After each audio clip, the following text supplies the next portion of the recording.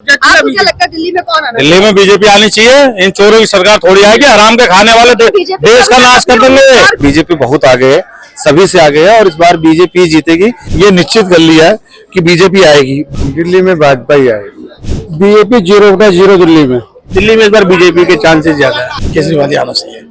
UP के चुनाव खत्म हो चुके हैं और अब दिल्ली विधानसभा चुनाव की बारी आ गई है। आपको बता दें कि सभी पार्टियों ने जो है जनता को लुभाने का काम शुरू कर दिया है। ऐसे में जनता को क्या लगता है कि दिल्ली में किसकी पार्टी आएगी, कौन दिल्ली का दिल जीत पाएगा? और सबसे बड़ा सवाल यह है कि जिस तरह से कांग्रेस और आम आदमी पार्टी ने अपनी लिस्ट जारी कर दी है, लेकिन बीजेपी ने अभी तक अपनी लिस्ट जारी नहीं की है, तो क्या वजह है कि बीजेपी अभी तक खुलकर सामने नहीं आ पाई है?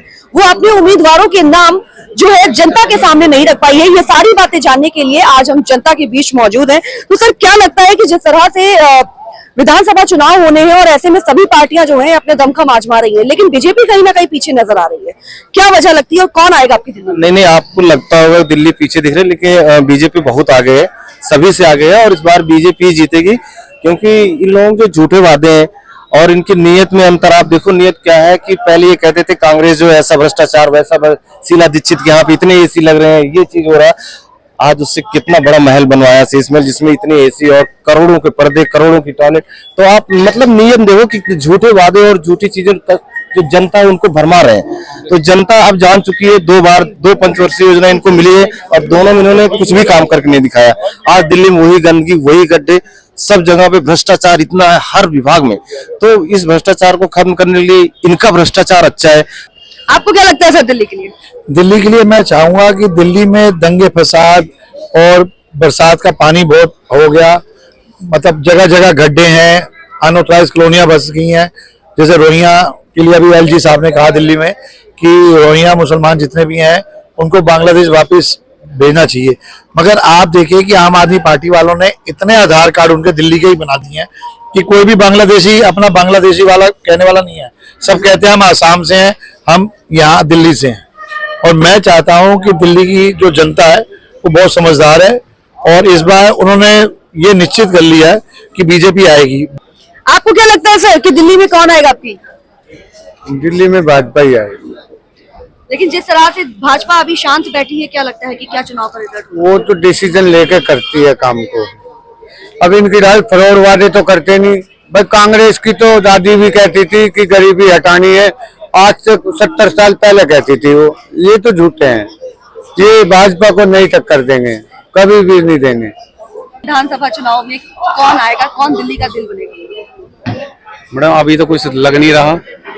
ये लग रहा है कि हम अगर आएगी तो आप और कांग्रेस ही मिलकर आ पाएगी, बीजेपी कहीं नहीं आएगी।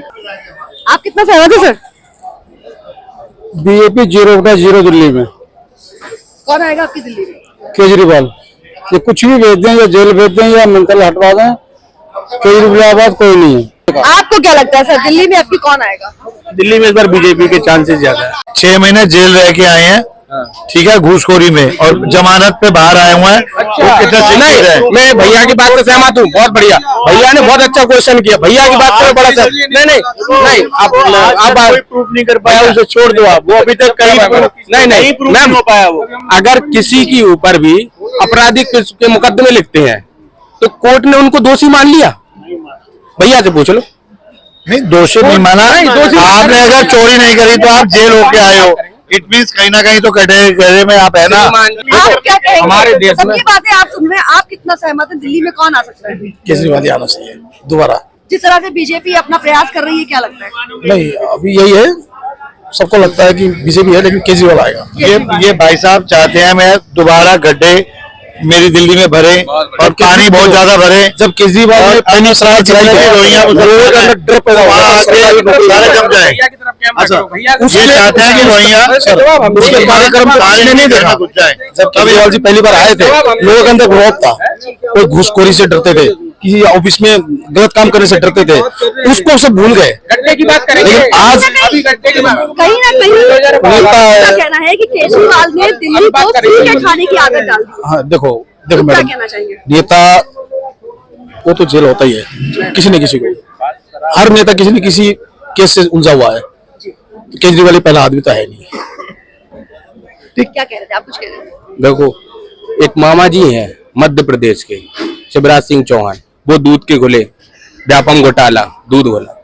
भार्गव वहां के मंत्री थे, 4-5 मंत्री हैं, नाम गिना दूं, नरोत्तम मिश्रा, कुछ ऐसे नेता हैं मध्य प्रदेश के जो दूध के धुले हैं। अब भैया ने कही गड्ढे वाली बात, उत्तर प्रदेश में 75 जिले हैं और गौतम बुद्ध नगर जिले की बात करोगे तो ये क्यों डेवलप है? क्योंकि यहाँ धोख है। और जिलों की जानकारी है भैया को गड्ढों की मुक्त की, मैं बता दूं झांसी जिले में, अरे मैं बता रहा हूँ, मैं खुद झांसी जिले का रहने वाला हूँ। 8 ब्लॉक है, 8 ब्लॉक है, 8 ब्लॉक में आप ग्रामीण क्षेत्र के रोडों पे जाओ, नेशनल हाईवे की नहीं बोल सकता। मैं नितिन गडकरी जी का सम्मान करूंगा क्योंकि मैं झांसी तक जाता हूँ, हाईवे पे मुझे वैल्यू मिलती है कि हाँ रोड है।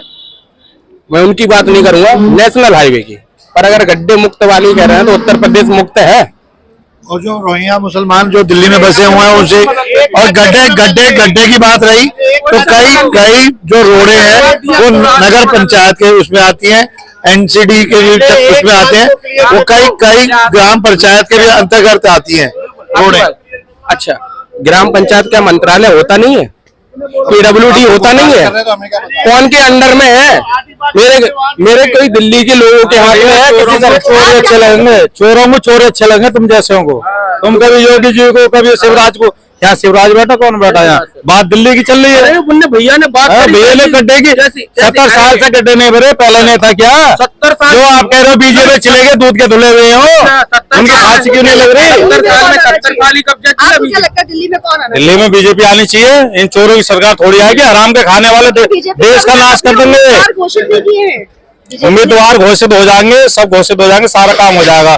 पर ये चोर है ना हराम के खाने वाले, ये अपने चक्कर में पूरे देश को लेकर डूबेंगे। अभी भाई साहब ने एक बात कही थी कि उन्होंने धैर्य रखा हुआ, धैर्य केजरीवाल और इंडिया इंडिया में हमारे पास कुछ है ना, हमारे पास कुछ है ना इंडिया से देने के लिए। हराम का खा रहे हो, फ्री का सब चोर है, देख रहे हो।